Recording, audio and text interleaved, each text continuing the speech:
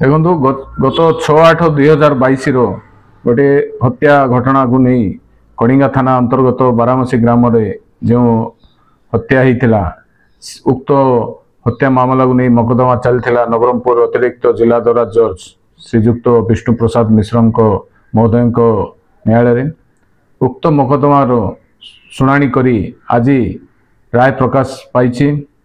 यही मकदमा 6 जन अभियुक्त जड़े बाल अपराधी सह 6 जन अभियुक्त से आजीवन कारादंड दंडित होती।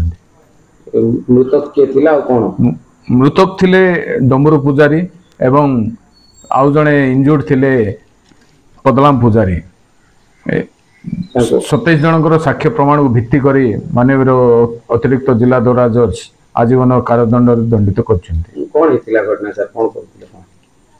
एक पूर्व शत्रुता को नहीं घटना घटी एवं जितेबाला से माने निज बिन्स बाड़े बिन्स तोलुले मृतक डम्बरू पूजारी पदलाम पूजारी एवं तांकर अन्य परिवार सदस्य माने से समय रे अभियुक्त परिवार 6 जन सदस्य जाई आक्रमण करी हत्या करथिले।